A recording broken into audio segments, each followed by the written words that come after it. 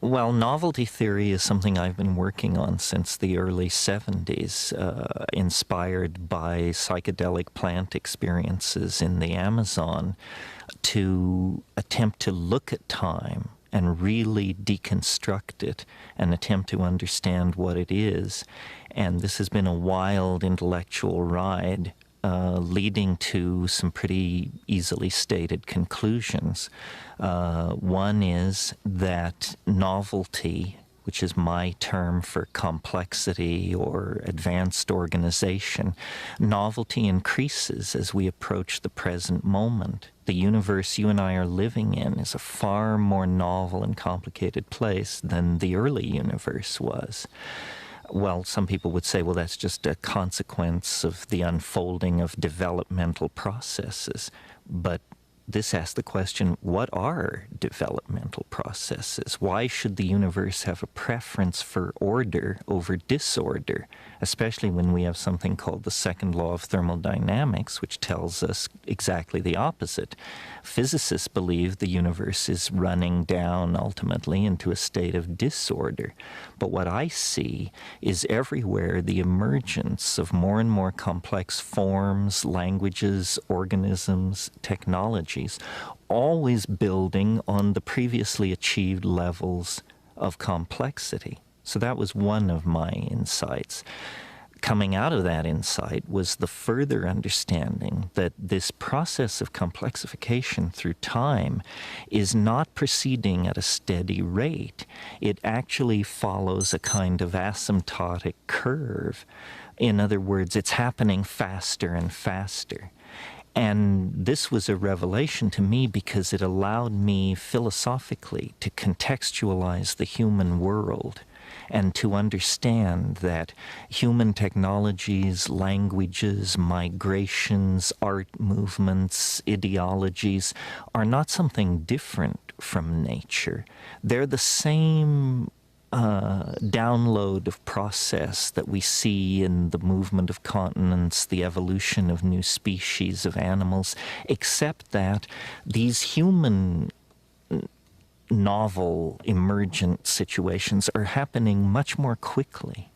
So I see the cosmos, if you will, as a kind of novelty-producing engine, a kind of machine which produces complexity in all realms, physical, chemical, social, whatever, and then uses that achieved level of complexity as the platform for further complexity. Well, this explains our present circumstance. It explains the rush toward all forms of new technology and social organization in the new millennium. But you don't have to be a rocket scientist to understand that if the universe is complexifying faster and faster, a epoch, a time will come when this rate of complexification is occurring so rapidly that it will become itself the overwhelming phenomena in the world of three-dimensional space and time. And I call this the omega point, or the transcendental object at the end of history. And I believe it is not that far off, that with the emergence of global internet, a human population of several billions, an electronic noosphere, that we are now within the shadow of this transcendental object at the end of time. Our religions sense it. That's what gives them their apocalyptic intuitions. And I think the ordinary man and woman in the street sense a kind of built-in acceleration to time itself. Well, rather than dismissing that or treating it as a psychological perception or something unique to our society, I took it as a basic perception about physics, and have built elaborate mathematically defined theories around this idea, and then have found, to my astonishment, incredible congruences with other work. I'm thinking of the Mayan calendar and its curious countdown-like quality toward an extremely unique event that the Maya felt would occur in the same time frame that my own equations predicted, even though at the time I was unaware of the Maya. So what we have here is a new model of time based on a very real intuition that I think most people share, which is that time is speeding up, that human beings are part of that process, and that the culmination of that process is now within the ven of historical time. In other words, I believe it will happen in 2012, in December, coincident with the same events that the Maya placed at the end of their calendar. Even if I'm wrong, even if it's 100 years or 500 years later, these are still spans of time that, when compared to the life of the planet, are fractions of a percentage. So whether you believe, as I do, that we can know the precise moment of this transformation of the world of time, or whether you believe it is simply coming soon and fast, really doesn't make that much difference. We are all gathered here at the end game of developmental processes on this planet. We are about to become unrecognizable to ourselves as a species. Our technologies, our religions, our science has pushed us toward this for thousands of years without us awakening to what the denouement would be. Now we stand close enough to it that I think all but the most lumpen among us must feel the tug of the transcendental and the transformative. I am very perplexed when you say that time is speeding up.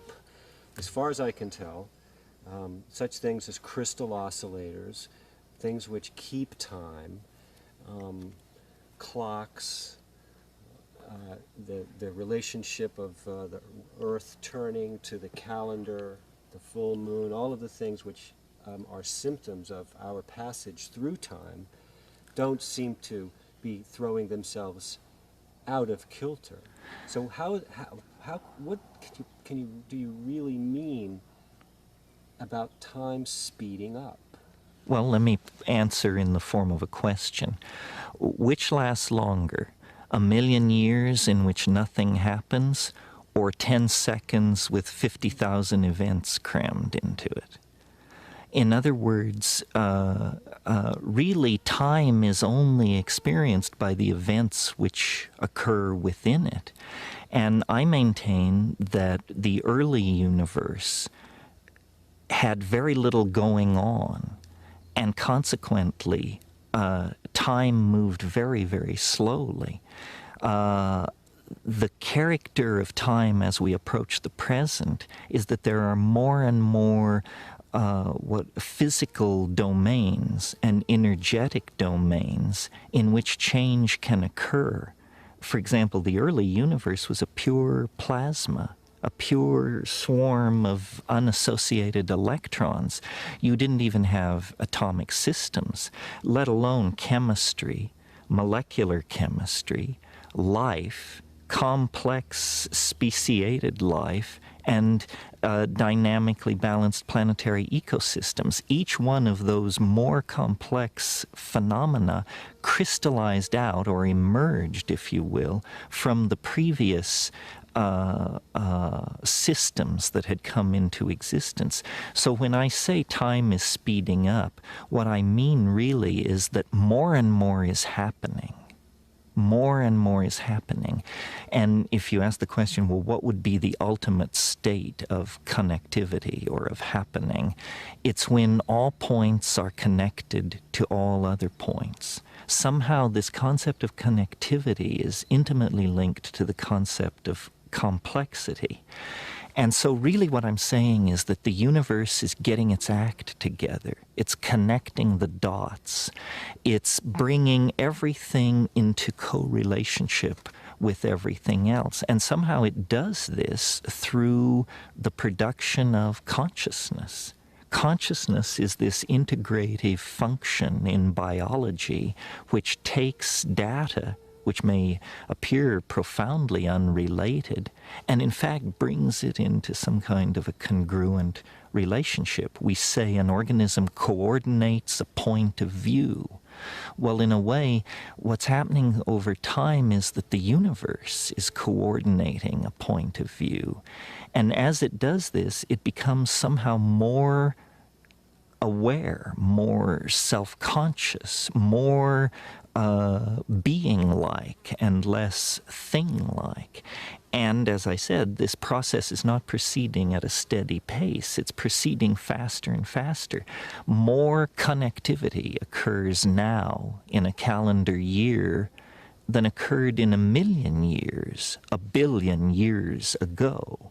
So somehow, as we approach the present, we find ourselves in an ever denser realm of activity, interrelationship, connectivity, and the result of this is more of the same, producing a shrinking globe, ever more immersive technologies, dissolution of political, social, gender, and class boundaries of all sorts. So that's what I mean when I say the universe is speeding up.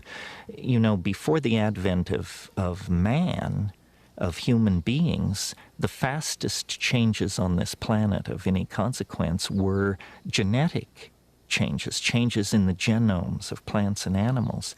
Well, biologists know that for a fruit fly to add a spur to its leg, for a bird to change its plumage, you need hundreds of thousands, sometimes millions of years of evolutionary time. With the advent of human beings using spoken language, a new kind of possibility was born. It's called epigenetic change. In other words, change which is not about genes, but which is about languages, customs, behaviors of human beings. Epigenetic change reaches its dramatic culmination in speech, writing, and communication of all sorts. And so the carriers of epigenetic change, the human beings, are automatically then the carriers of accelerated novelty. And so when you look at, let's say, evolution on a coral reef, and you compare it, let's say, to the evolution of political ideas in modern Europe, obviously modern Europe's rate of change in this domain is thousands of times faster. So by moving from the genetic to the epigenetic realm, we have vastly accelerated all kinds of processes. Now we appear to be about to move from the strictly human domain to the human-machine symbiosis domain. And of course, machines process information, make connections, and do their work at a rate thousands of times faster than any human being can work. So we see, again, a progressive acceleration of the process of creating and maintaining varieties of connectivity. And that's what I mean by time is speeding up. Your description of the process by which you develop the time wave theory. I understand, I read True Hallucination, so I understand it took you some years to kind of work it all out. Yes, in the Amazon, all was chaos and mythic revelation, but I knew that you couldn't bring that back as a scientific theory, and my bias has always been toward science. And out of these many intuitions and revelations, I discerned a thread which was about time. It began with a conversation with this Logos entity where it said to me, "Did you know every day is composed of 4 other days?" And I said, no, I not only didn't know that, it's never occurred to me. What a bizarre idea. Well, so this idea then of a time being a resonance created by other times, not immediately before or after it, as in scientific causality, but somehow a day centuries ago, centuries in the future, come together to create an interference pattern that creates the unique moment. So that was one of the basic assumptions. And then the structure on which this all was hung was the I Ching, which may seem exotic to American and European audiences, but which is, of course, as familiar to anyone in Chinese society as the Declaration of Independence is to us. And what is the I Ching? Well, it's a very ancient method of divining and predicting the future, based on the idea that every moment can be symbolized by a unique ideogram, which is somehow its essence, much in the way that science believes you can explain all nature with 108 elements. The ancient Chinese took the position that time itself was made of elements. My style of thinking is scientific enough that if I were to say to somebody, I propose a revolution in physics based on what I know about an ancient Chinese divinatory system, that would seem foolish to me. It seems occult. It seems unscientific. Why should an ancient Chinese book of divination hold any insight whatsoever for modern physics? But the uncanny thing about the I Ching is that it seems to work. Even in the hands of its critics, it seems to work. So let me try out a metaphor on you, which I think makes much more clear what's going on here. Visualize for a moment sand dunes. And notice, when you look at these sand dunes in your mind, that they look like wind. Sand dunes look like wind in some sense. Well, then analyze the situation. What is wind? Wind is a pressure variant phenomena that fluctuates over time. In a way, the sand grains moved about by the wind are like a lower dimensional slice of the wind itself. And from photographic analysis of dunes, you can calculate the speed and duration of the wind that made them. So the dune is a lower dimensional slice of time, of the wind ebbing and flowing that made it. Well, now let's change the metaphor a little bit. Instead of grains of sand, let's think of genes. Instead of a windstorm, let's think of 1 billion years of evolution. It moves the genes around in a pattern which is a lower dimensional slice of the force which created the situation. In other words, on every living organism, there is the imprint of the higher dimensional force which made it. Now, somebody could say, well, that's God. Well, but in a scientific context, we don't speak like that. But whatever it is that made blind matter into whales, squirrels, and human beings, it left its calling card inside each human being, each squirrel, each whale. That's the DNA. Well, the DNA codons are based on a system of 64. Exactly like the I Ching. So my belief is that someone, some group of people thousands of years ago looked into human organism, looked by meditative techniques into the center of their own beings, and they were not mystics, nor were they empiricists. They were simply curious. But at the center of the meditative experience, they saw an ebb and flow, an energy field that was in a constant state of flux.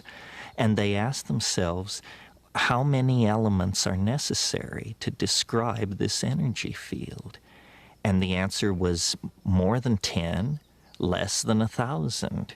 More than 20, less than 500. And when they finally got it worked out, lo and behold, 64 situations are all the possible potential situations there are. Out of 64 subtypes of time, you can create everything from the coronation of Queen Mary to the resignation of Madonna out of 64 types of time. So really, what the I Ching is not a book of Chinese mysticism. It's a book of molecular dynamics that sees through biology to the physics that allowed biology to come into existence. And I'll argue this with anybody in the field, regardless of how hardcore an empiricist they claim themselves to be, because I think the coincidence between the structure of the I Ching and the structure of the DNA is staggering. It's not a simple correspondence between 64 and 64. All the processes that occur in DNA can be easily modeled with the 6-line hexagrams that make up the I Ching. It's almost as though Western science was fascinated by energy. For 5,000 years we pursued understanding energy. And this process ends with thermonuclear explosions in the deserts of the American Southwest. We can light the fire that burns in the heart of the distant stars. We know how to do that. That's what the Western mind achieved, political issues aside. The Eastern mind was not interested in energy. It was interested in time. And they spent 5,000 years deconstructing it, looking at it. And you don't use atom smashers. You don't use enormous physical pressure. It's a different problem, and you bring different tools to bear. You meditate. You look inside yourself. You study the movement of water around pebbles. You consider the situation. You study history. In any case, the bottom line is, the people who pursued this understanding of time achieved as sophisticated a relationship to time as the Western relationship to matter expressed through our ability to trigger fusion and fission. So there's a great deal for us to learn in the West from these Oriental efforts to understand time, and it is not necessarily mystical. What I did was entirely mathematical. It's not transparent to a person who has not studied mathematics. But to a professional mathematician, it's utterly trivial. There's nothing occult about it. And I think true understanding can be communicated and formally described with mathematics. And that's what we have here. We're on the brink of a fusion of Western science with quote-unquote Eastern mysticism. Nothing mystical about it except that we call it mysticism. But the fusion of these two viewpoints is going to give us a complete understanding of the universe of space-time, matter, and energy. I want to go to this stuff about the strange attractor at the end of history. Right. I never ever, considered that notion that we are being pulled as opposed to simply just going on forever and ever. And that's for sure something that people are going to go, huh? Well, in the 19th century, if you spoke of nature having a purpose, you were thought to be anti-evolution. Because in the 19th century, there was great pain to eliminate anything like preformation or teleology or purpose or God, all these things that they were trying to eliminate from evolutionary theory. And until very recently in scientific thought, the idea has been that events are pushed by the causal necessity embedded in the events which preceded them. In other words, if you ask the question, what is the most important event in terms of, or moment in terms of shaping this moment, the answer would be the moment just before this moment, because it hands on the energy, the space, the time. Recently, mathematicians have evolved what they call the notion of attractors, or strange attractors in some cases. And these are processes where a dynamic is not pushed by causal necessity from behind, but it's pulled by a point in the future. You could almost say, for example, if you release a ball bearing up near the rim of a bowl, that its attractor is the bottom of the bowl. And the ball bearing will roll down to the bottom, then halfway up the side, then up the side in shorter and shorter cycles until it finally comes to rest in the exact bottom of the bowl. Well, from the point of view of the new mathematics, the bottom of the bowl is a basin of attraction, and the ball bearing has fallen under its influence. So I have always doubted that evolutionary theory without purpose, without teleology, could produce as complex a world as we see around us in as short a time, 5 billion years, as the life of the Earth. It seemed more as though these processes were not just wandering across a flat genetic landscape. They were the process of biological evolution was actually being channeled between high walls. In other words, it could move. It had some motion this way, some this, but its forward direction was inevitable.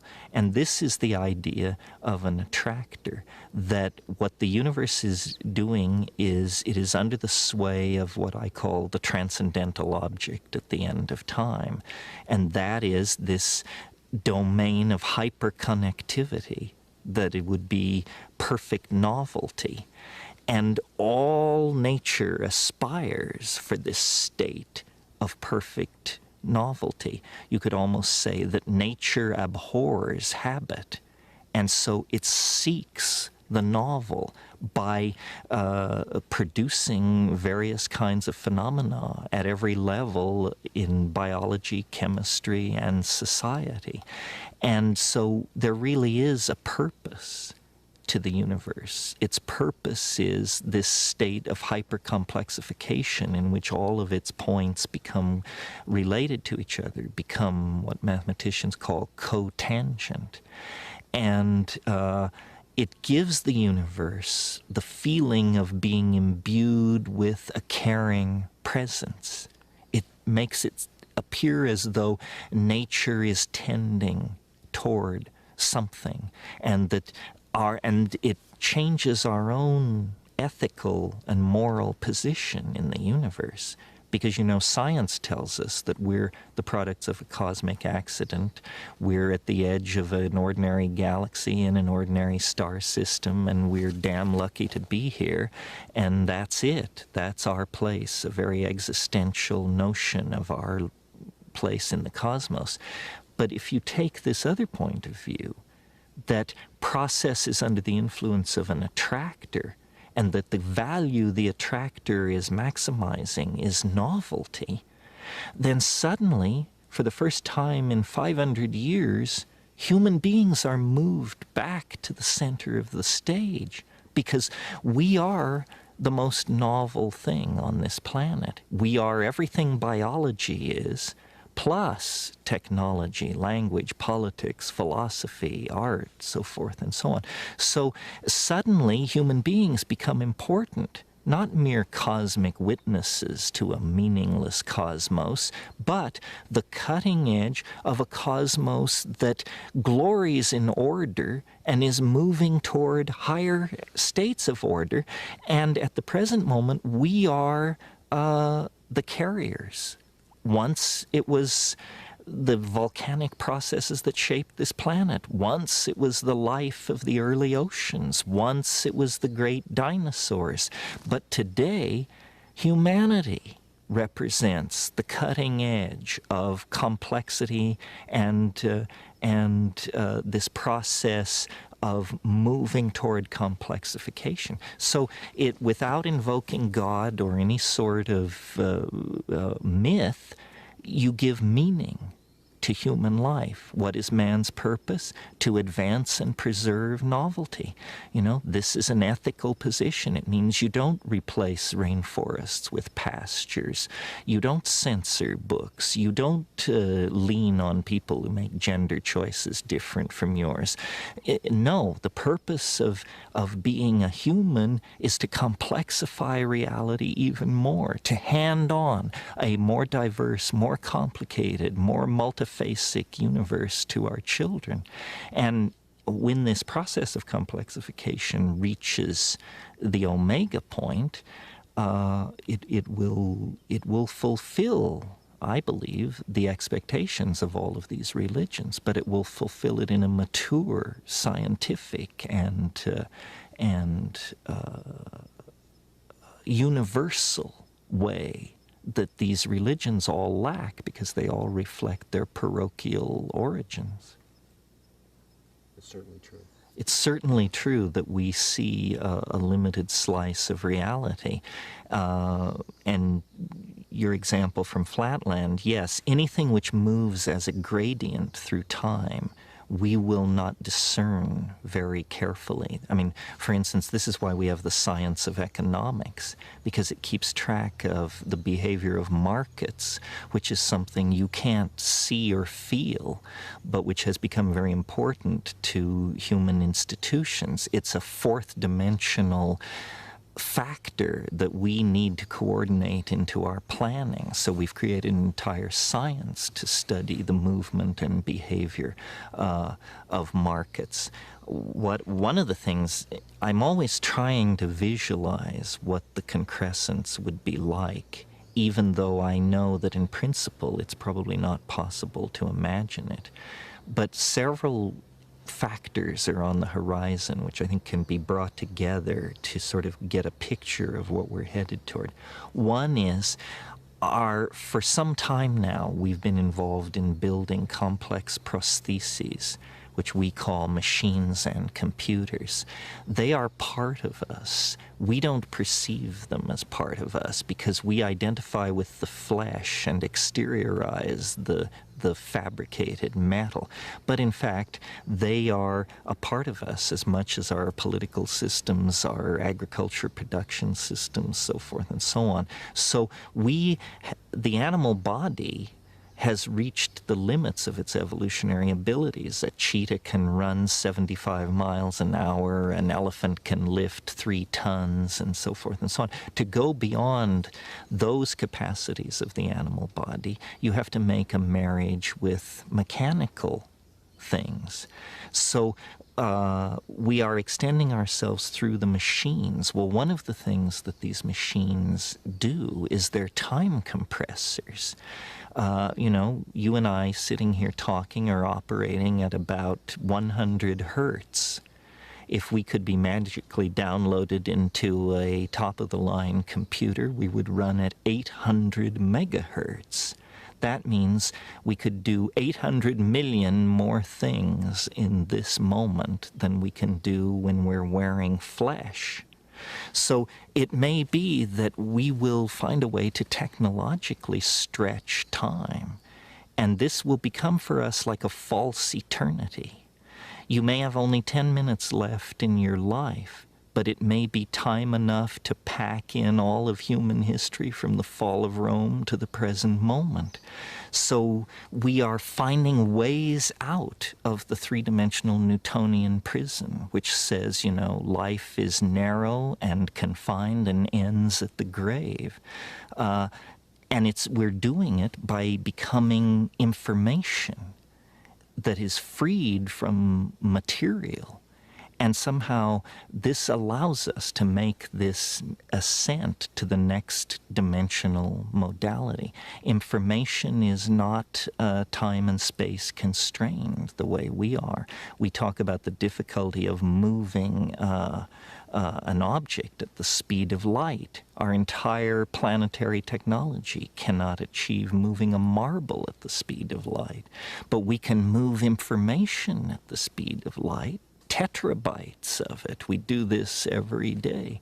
So we see, we stand then like children at the edge of the ocean of information, and we're putting our feet in and wondering, could we swim in that? What would it be like to be wet in that? What would it be like to go into that new medium? A similar dilemma must have confronted the early amphibians as they stared at the land and said, could we leave the ocean? Could we go up into those places? Could we breathe air and actually make the transition to such a hostile and alienating environment as the land? And so these are major symmetry breaks. But in every case, the answer has been, you bet. And sooner or later, somebody did it, and then all succeeding generations have followed suit. What is fascinating about this particular transition is that we are conscious of the implications. We who will make the transition will, in some sense, some limited sense, understand its implications, where I don't think that was true for the animals that left the primordial ocean. They simply were behaving blind instinct and evolutionarily dictated behaviors. But the degrees of freedom accessible to us are so multifarious that we can actually appreciate for the first time our circumstance, and our circumstance is awe-inspiring. I mean, we are about to take the step out of matter. The planet is on a collision course with the most profound event it's possible to imagine, the freeing of organic life from the chrysalis of matter.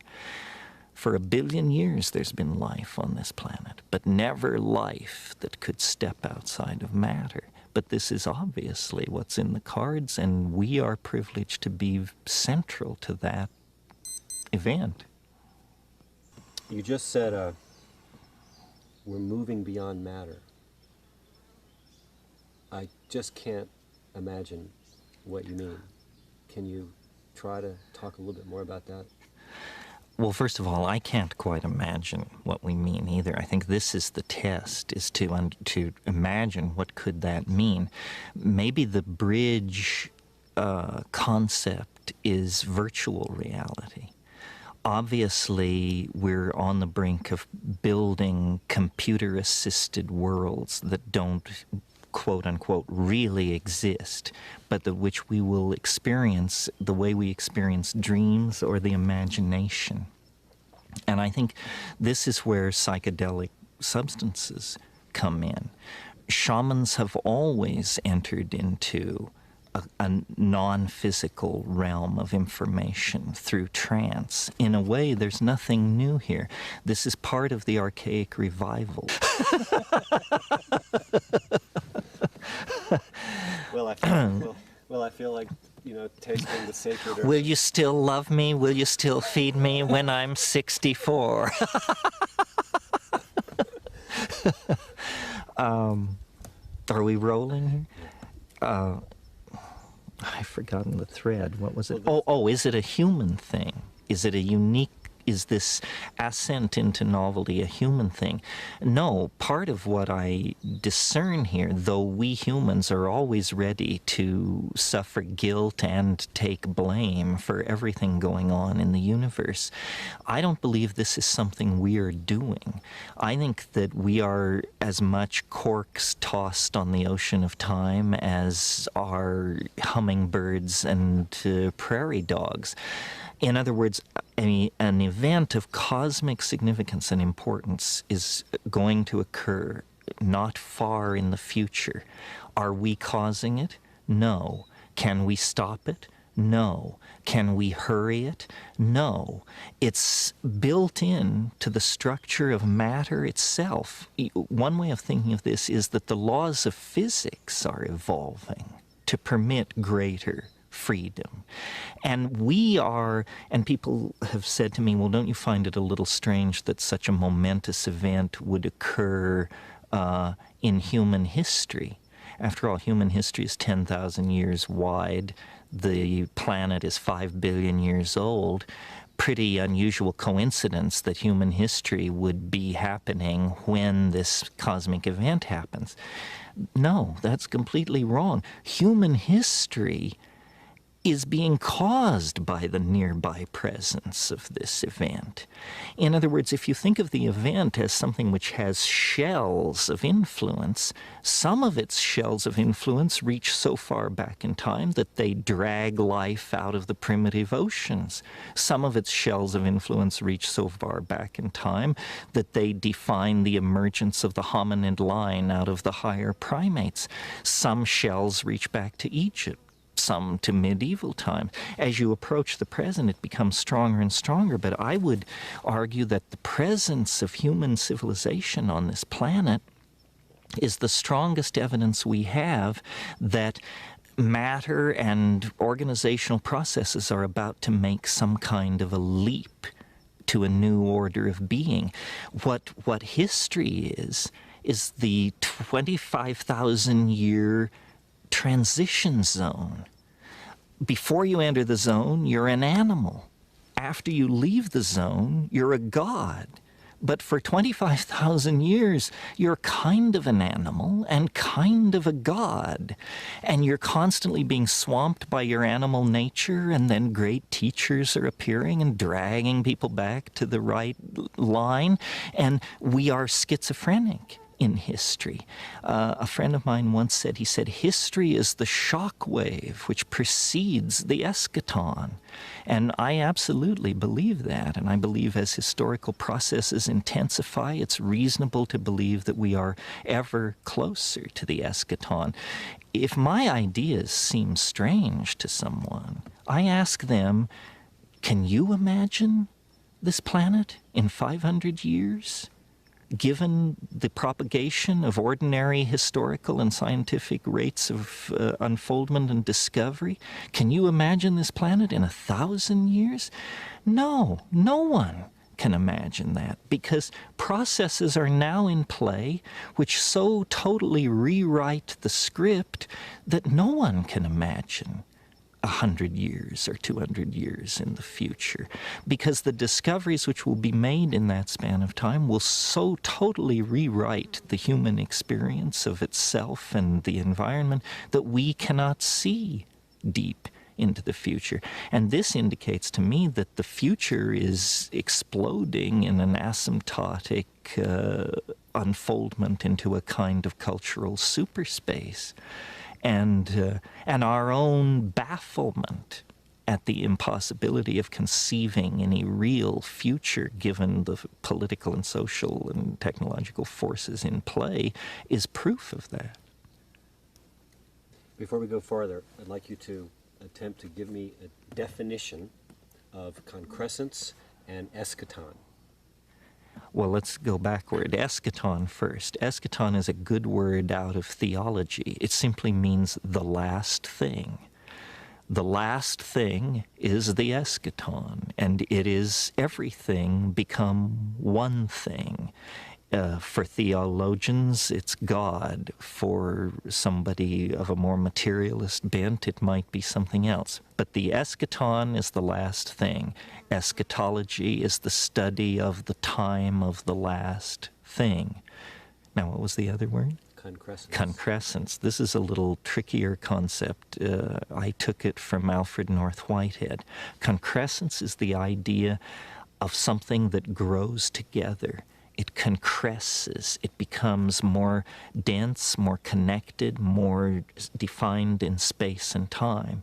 And when I talk about the transcendental object at the end of time, or the coming of the eschaton, or hyper-novelty, I mean that the process of the human and biological concrescence of intent reaches some kind of maximum.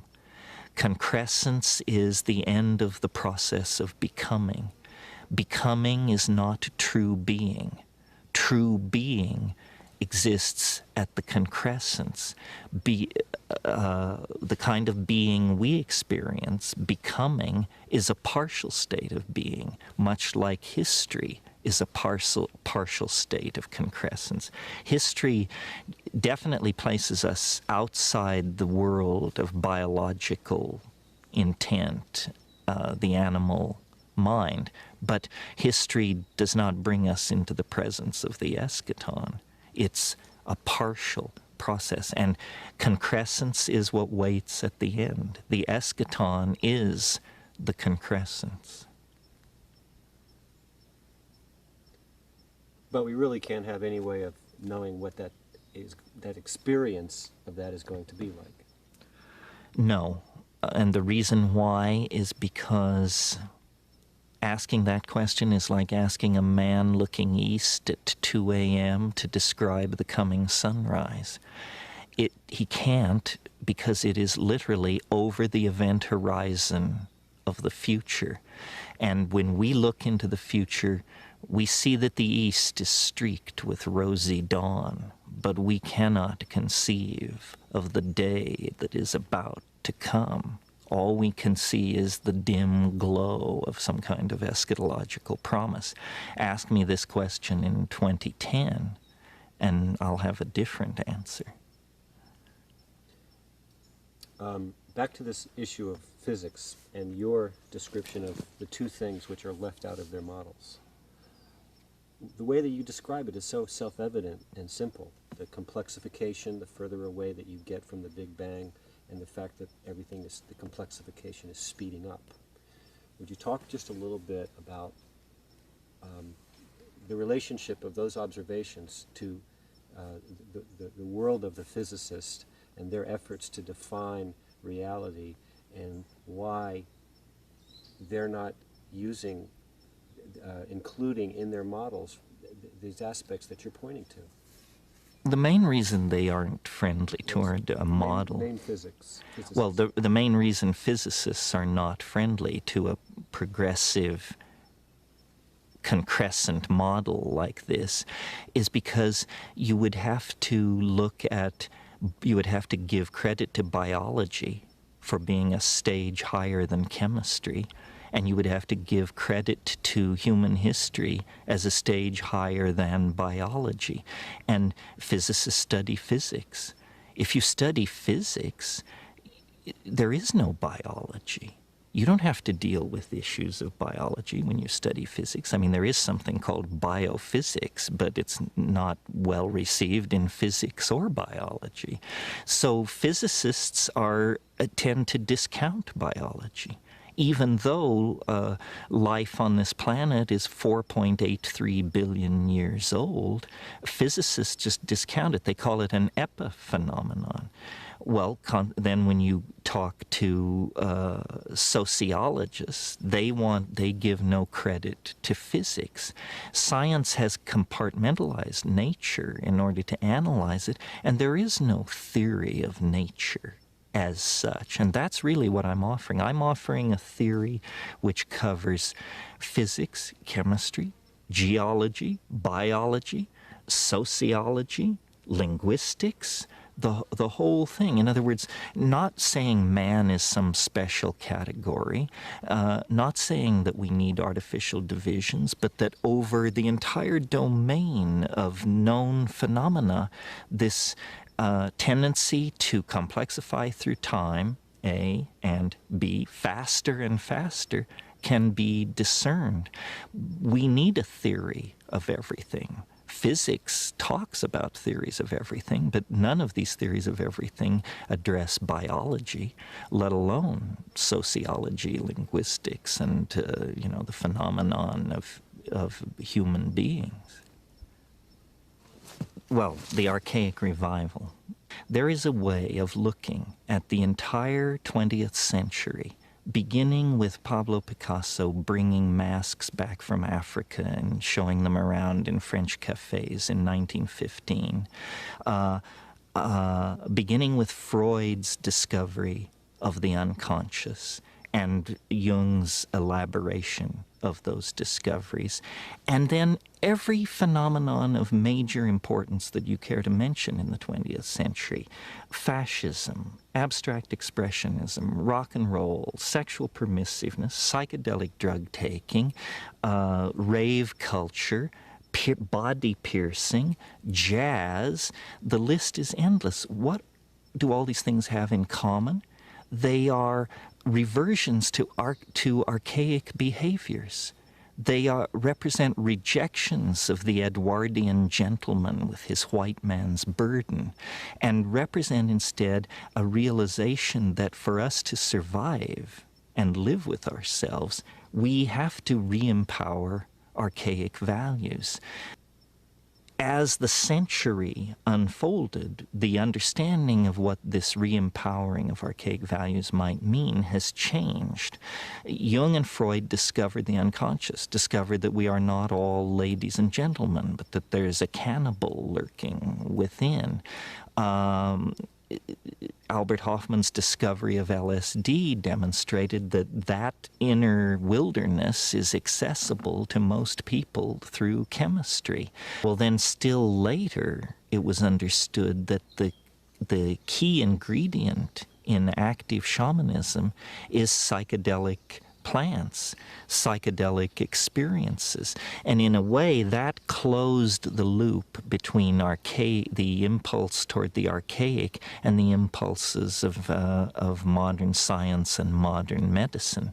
The key is the psychedelic experience. That's what makes the shaman a shaman. That's what made the archaic in fact archaic. And so people like Freud and Jung and the surrealists and the Dadaists and the abstract expressionists, all of these people were very close to the mark. The shaman is the paradigmatic figure, and the psychedelic experience seems to be the anticipatory experience of this eschaton that we're headed toward. You know, when psychedelics were first being discussed, it was thought that they would prepare people for death. In a sense, they probably do. But in the same way that they prepare people for death, they prepare people for transformation. It gets you used to the idea that the world is not what it appears to be, and it gets you used to the idea that the world is somehow animate, intelligent, and proceeding along its own agenda. So in a way, shamans have always been anticipations of some future state of mankind. They're the masters of language. They are the ones who are telepathic with the animals. They are the ones who can see into the future. So this archaic nostalgia gets real focus once you realize that it is the shaman and his or her shamanic techniques that confers on them the extra historical dimension. That is how you get out of linear history. That's how you visit the realm of the ancestors. That's how you travel into the future. That's how you break up the tyranny of Newtonian serial time. We have 14 years until this event, measured on the calendar.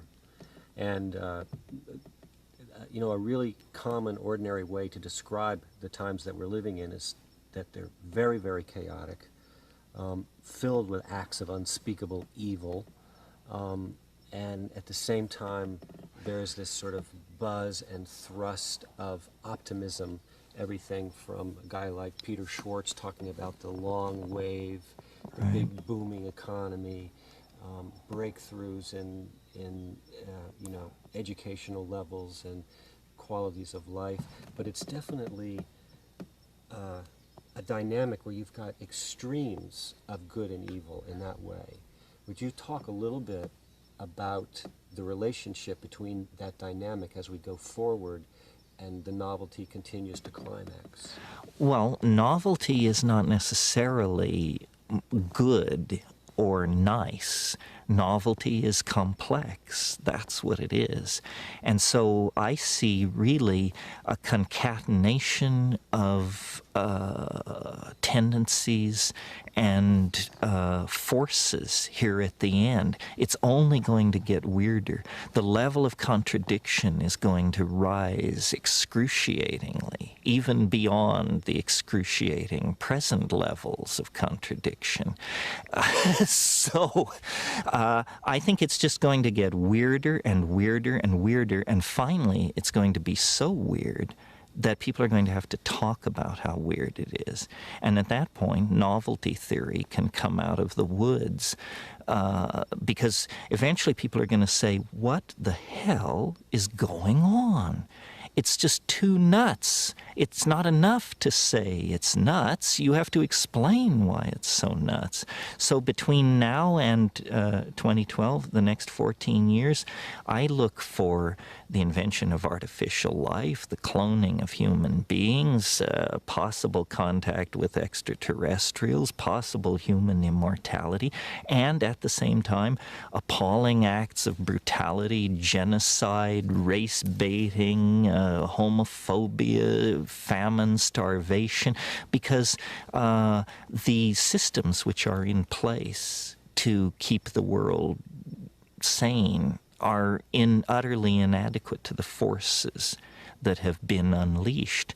The collapse of the socialist world, the rise of the internet, these are changes so immense, nobody could imagine them ever happening. And now that they have happened, nobody even bothers to mention what a big deal it is.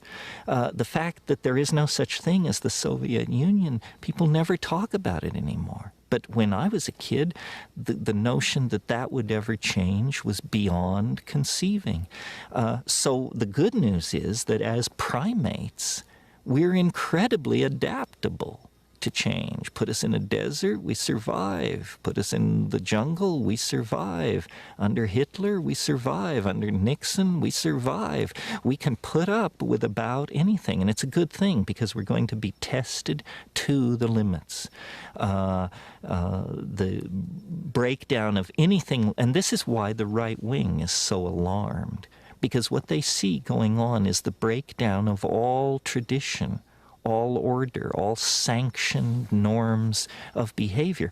And they're quite right that it's happening, but they're quite wrong to conclude that it should be resisted or is somehow evil.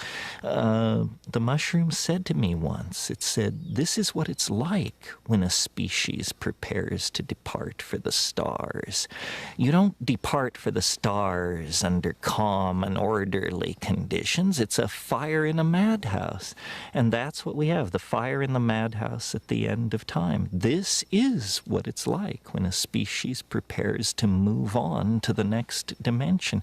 The entire destiny of all life on the planet is tied up in this. We are not acting for ourselves or from ourselves.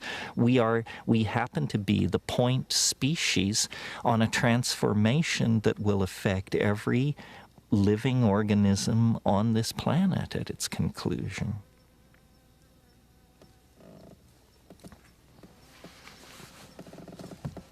Pause for a second. I see how with Jenkins calling it galactic cosmology, it's like our home continues to expand. We've gone from the village to the nation state to the planet. Now we're ready to take on the big picture. So let's just talk about the conclusions of the archaic mind, what it reaches. Well, the great watershed difference between the archaic understanding and what is called scientific materialism is the archaic mind understood, in fact perceived, that nature is conscious. Nature is alive. Nature is an organism full of intent. The goal of the archaic mind is to connect with, communicate with, and align itself to this greater Gaian holism, which is sometimes called nature, the great spirit, the realm of the ancestors. But this is what the archaic mind understood and was comfortable with. And in fact, it is true. Our own decision to view the universe as dead, as inanimate, as unintelligent, allowed us, permitted us to dissect it, use it, and deny its validity outside of human purpose. Now the consequences of living like that is coming back to haunt us. You know, we have almost destroyed our home. We have almost cut the earth from beneath our own feet. So this impulse toward the Gailanic and the archaic is a survival instinct. At this point, we must give reverence and credence to nature and nature's methods, because no other methods will allow us to work our way out of the present mess we're in. High temperature, high energy resource extraction, commodification, mega agriculture, we're at the end of the rope for these things. So the archaic holds answers, but it only holds answers if we are willing to think of the universe as a living, intelligent entity with which we are in partnership, not set against, but that in fact we are a part of a morphogenetic intent and an unfolding reality that is larger than human understanding. Imagine, larger than human understanding.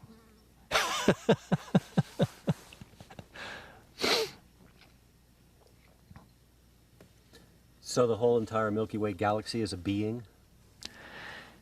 Well, it's an organism, yes. And the galaxy is a kind of an organism. You can think of it as a fractal resonance with a cell. The galaxy has a nucleus of very dense material where very mysterious processes are going on. Then it has a cytoplasmic envelope of stars and gas clouds that surround that core. And then it is an individual, very distinctly defined by the vast emptiness that lies between it and the next galaxy. Yes, I think nature builds by fractal intent, and that all organisms have a core and then a deployed surround, whether we're talking about the cell, the solar system, the Earth, the galaxy. In the process of the conservation of novelty, structures are created with cores that are more complex than their outlying neighborhoods. To my mind, a galaxy hanging in space is a picture of the time wave. Every star is a data point in an enormous computer simulation of the novelty wave. That's why it has that spiral structure. You know, scientists are very puzzled that the galaxies don't fly apart. They don't seem to have enough mass that their gravitation should hold them together. And there's been a lot of talk about dark matter or some missing factor. Well, the missing factor is novelty. The galaxy stays together because the galaxy wants to be a galaxy. In other words, it wants to hold on to the level of novel morphology that it has achieved. It has an actual appetite for expressing itself in that form. That's why the galaxies are spirals. And in a sense, those spirals are very large pictures of the time wave where we can at last see it not confused with its background or foreground. So everything organizes itself fractally, spirally, with a dense center in its spatial domain and a dense center in its temporal domain. We are like this. Galaxies are like this. Planets, stars, bird flocks, coral reefs. But in the case of the galaxy, it's particularly easy to observe the structure because the thing is so huge that its forces dominate and damp out other forces which might distort it.